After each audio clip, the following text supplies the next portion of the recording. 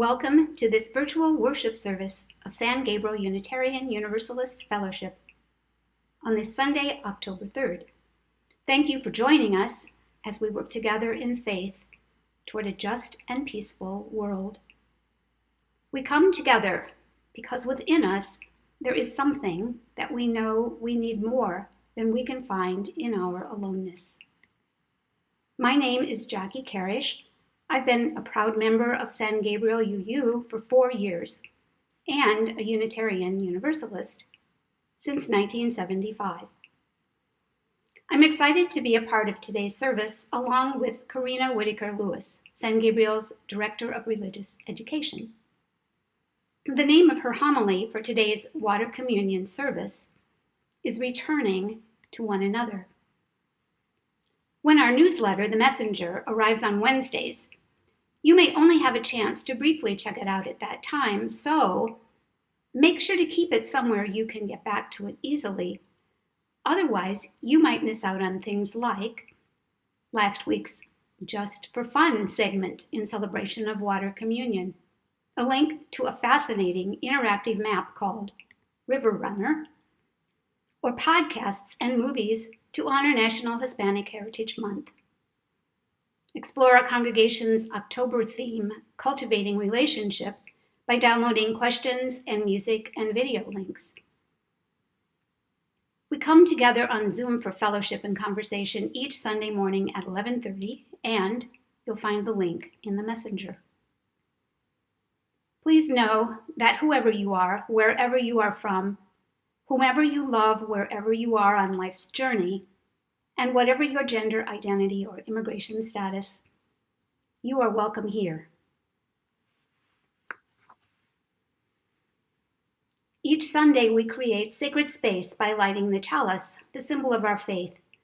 I invite you to do the same in your own home, whether that chalice is in your heart or a nearby flame, as Della shares today's chalice lighting with us.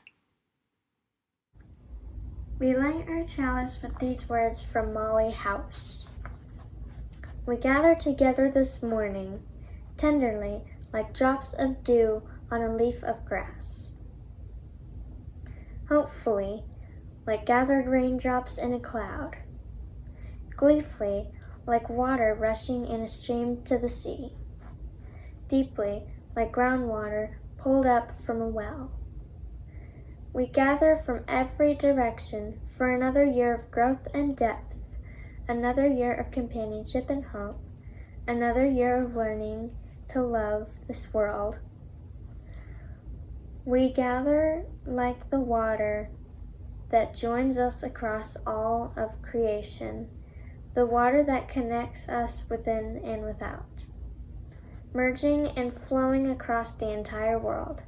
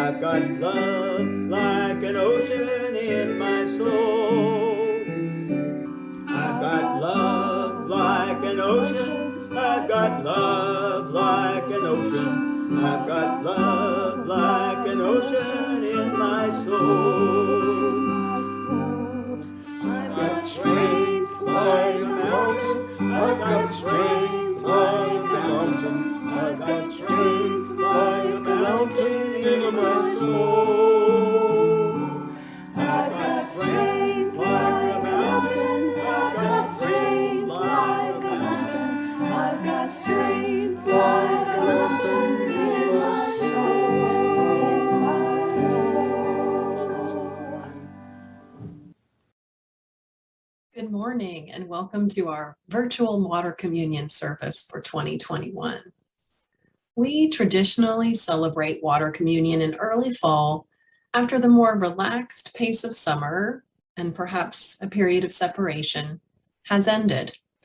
As we mingle water together from many different sources, we symbolize a coming home of sorts, a return to each other's company. As all water in nature gathers together, first in raindrops, then creeks and rivers, and finally in lakes and oceans. We too are drawn together, and we want to celebrate that impulse.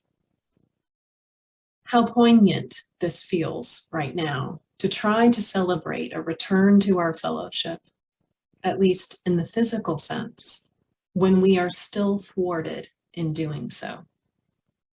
Our separate waters are being kept apart.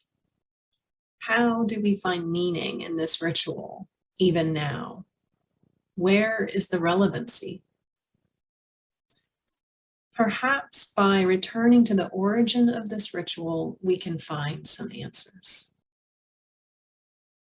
The water ceremony or communion was created in 1980 by Carolyn McDade and Lucille Shuck Longview, and was an important moment with the feminist movement within Unitarian Universalism.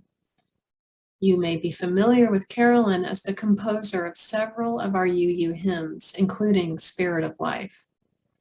Lucille was a UU delegate to the United Nations Assembly called the Women's Year in 1975 in Mexico City.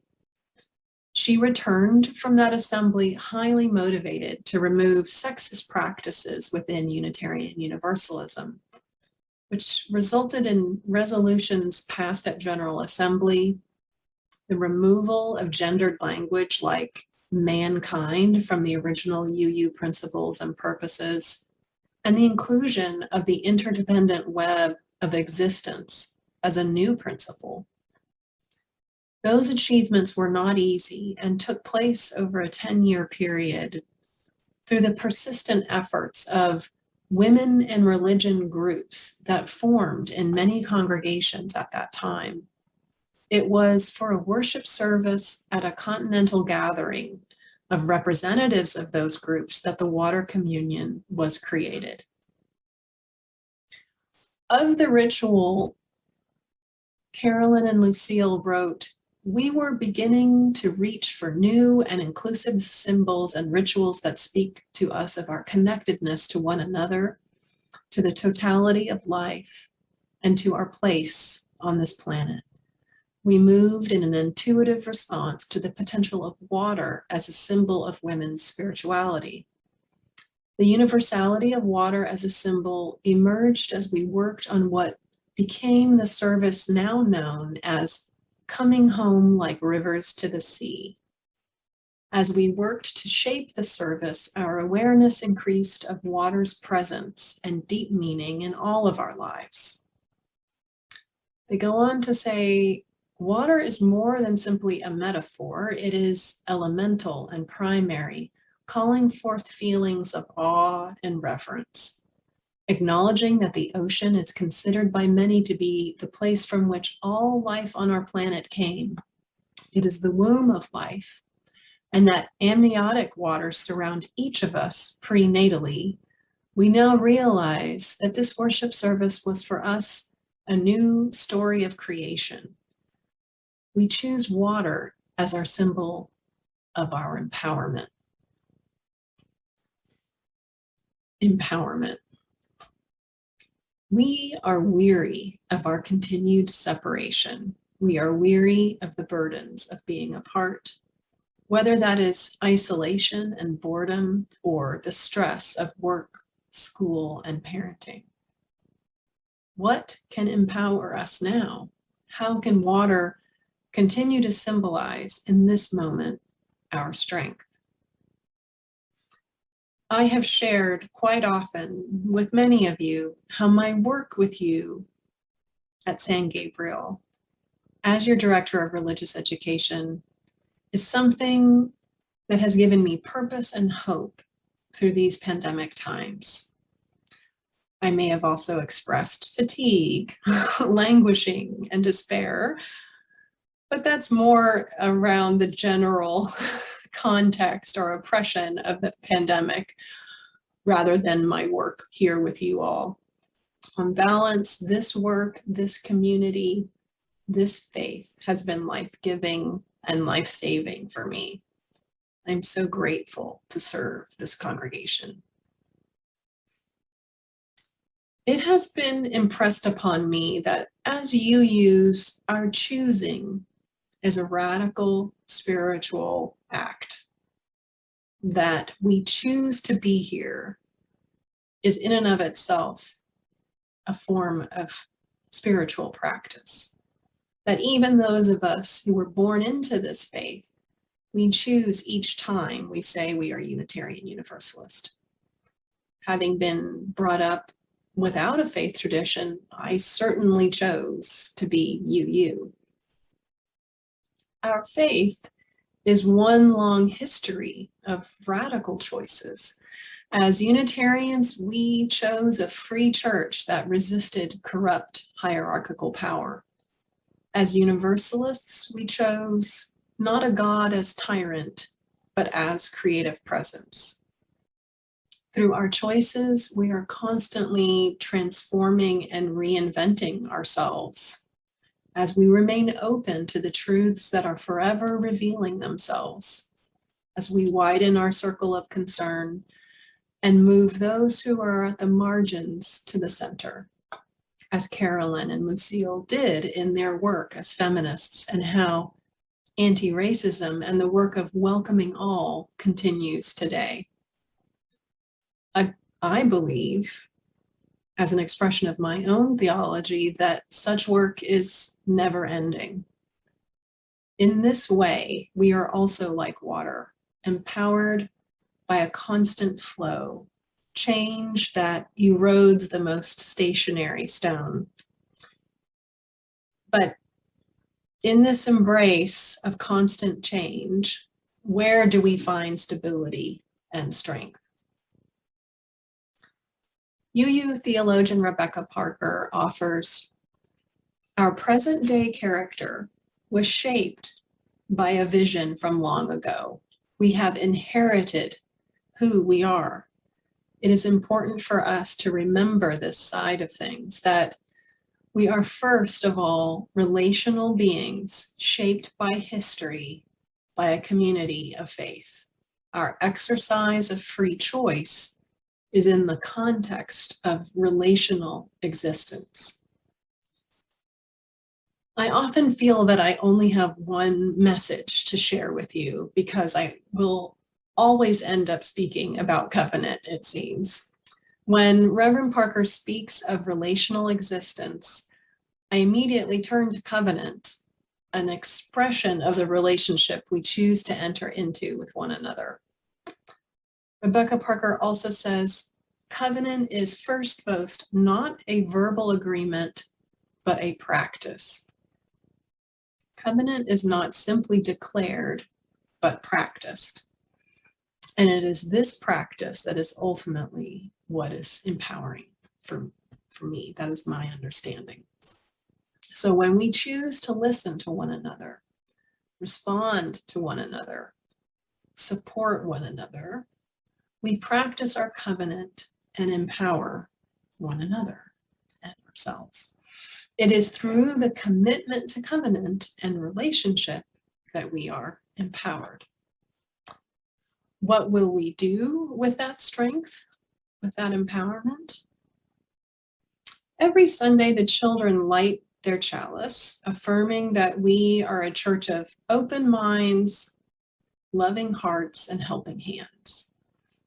Reverend Parker encourages us to each use our gifts, whatever you discover them to be, to bless this world. She says, the mind's power, the strength of the hands, the reaches of the heart, the gift of speaking, listening, imagining, seeing, waiting, any of these can serve to feed the hungry, bind up wounds, welcome the stranger, praise what is sacred, do the work of justice, or offer love.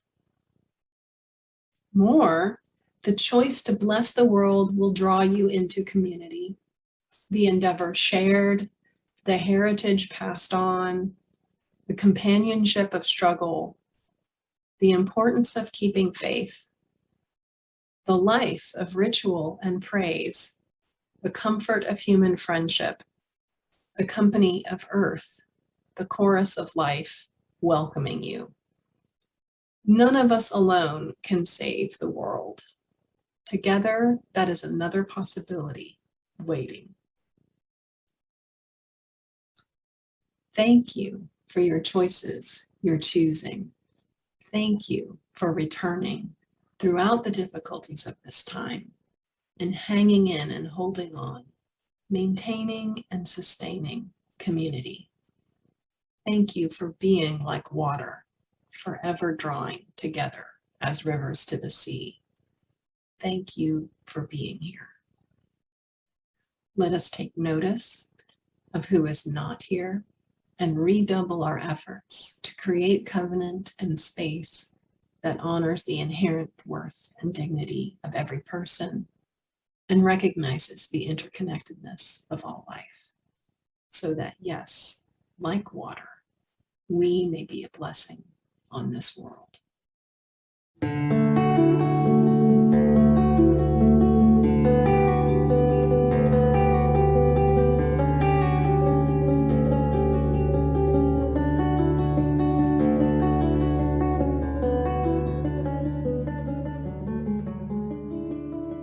Water refreshes the air around me, my skin, and my soul, brings life to all of us and to our mother, planet Earth.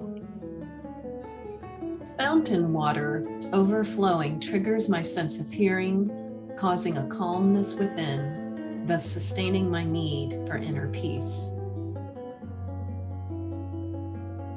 Collection of rainwater not only helps me sustain our plant life and provides our birds with refreshment, but also sustains the joy I feel in living in community with nature. Water brings me swimming and snorkeling for exercise and enjoyment. Water sustains the trees that shade me and the flowers I enjoy. It lulls me to sleep when it falls on my roof as rain at night. Water sustains the earth we love and our favorite pepper plant. We derive great comfort from our garden in our backyard. Water nourishes that garden and us as well. There is so much joy in remembering how this rock rose with beautiful pink blooms came home with me as a tiny plant from San Gabriel grounds while working with our habitat team in thinning out beds. Water continues to nurture its life and enrich mine. Many Americans don't like to drink water unless it's mixed with sugar and fruit juices or any other disguise they can find. I love plain, pure, unadulterated water. Nothing else tastes so good or quenches thirst so well. A reliable support of potable water from a faucet is a luxury many around the world are not privileged to experience. When I was growing up in Georgetown, so much of life centered around the San Gabriel River and activities in the park on the river. These many years later, I never could have imagined that I would be living where I am looking down on the river. It greets me at the start of every day, and in the evening I say goodnight to the river and all the surrounding plants and creatures. It is truly a blessing. not too much causing a flood, not so little a drought, perfect to sustain life. The source of joyous moments, jumping with loved ones into beautiful, refreshing lake water. Water is the most amazing substance, a polar molecule and universal solvent, abundant and critical to life on Earth. What a miracle that the water of the womb connects us to our ancestors, generation after generation, all born from water and into our water-filled world.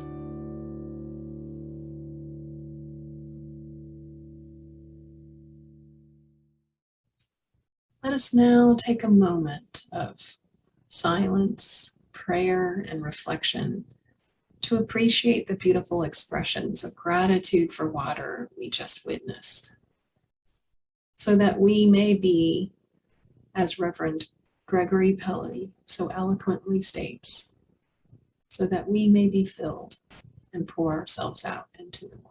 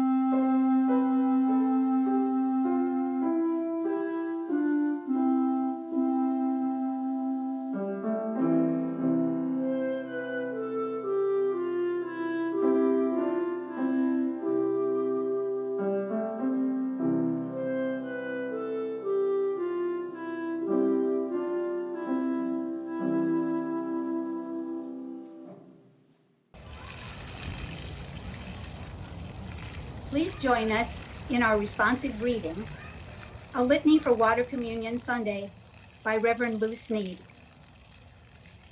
On this day, we celebrate the sacred gifts of water that sustains life on this planet and in all its varieties. We give thanks for the blessings of water on which our lives depend.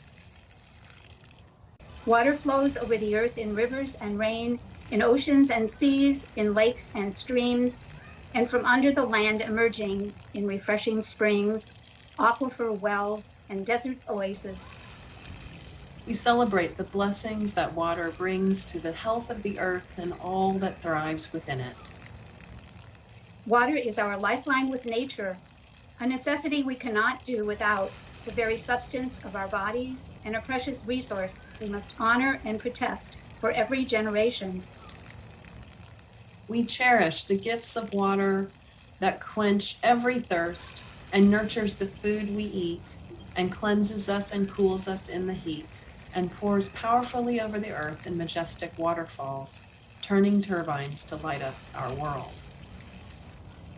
May our gratitude for the blessings and abundance of water inspire us this day to protect this precious resource from pollution, waste, and unjust distributions. Let it be so.